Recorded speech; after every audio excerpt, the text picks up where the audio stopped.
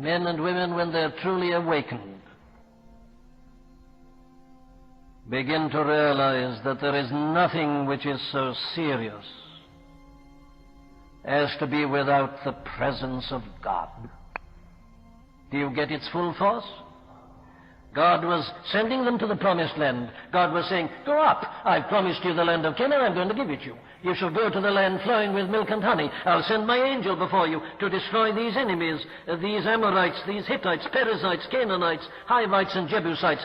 Go along. Go up to your promised land. I've brought you out of the captivity of Egypt. I'm sending you on. Go ahead. Lead them, Moses. I'll send an angel with you. And the people said, no. If you're not coming with us, we don't want to go. Now that's the essence of spiritual understanding. And that's the thing, my dear friends, that you and I have got to come to. You see, here were a people who suddenly awakened, came to this tremendous, profound realization that to be given every other blessing is of no value if God isn't with you. What's the value of Canaan? What's the value of milk and honey? What's the value of having possessions if you are not with us? They saw that the realization of the presence of God, having His fellowship and company, was infinitely more important than everything else. Need I apply this to the church today? You can have successes over your enemies, you know, without this great realization of God in the midst. Oh, yes. There are angels who can do that for us.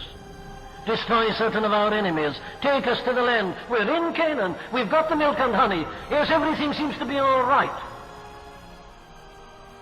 There's an appalling verse in Psalm 106 where we are told to the children of Israel, God granted them their requests, but sent leanness into their souls.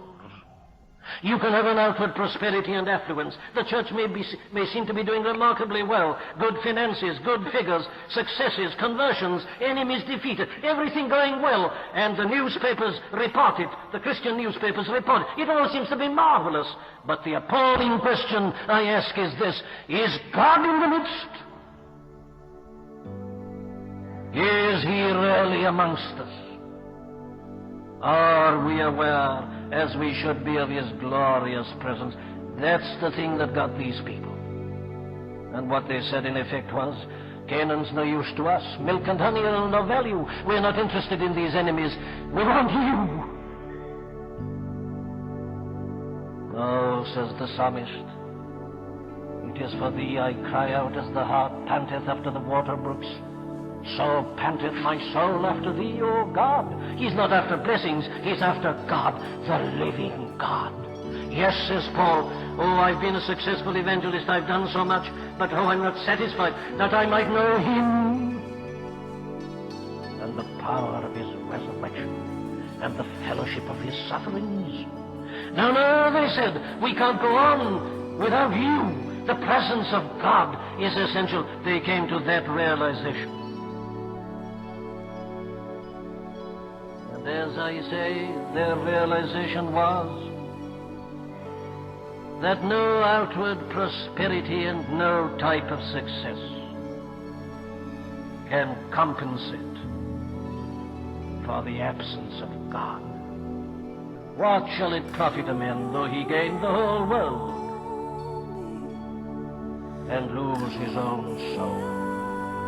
Christian people, I'm not asking you this morning whether you're living a good life. I'm not asking you whether you're happy. I'm not asking you whether you read your Bible and whether you pray. I'm not asking you whether you're active in church work or in some other form of Christian activity. What I'm asking you is this: do you know God? Is He with you? Is He in your life? Is He in the camp? Or are you traveling on with God, as it were, somewhere in the distance, given strength and power by His angel and by His leader and so on? But the question is, what of you in your personal relationship and your personal dealings?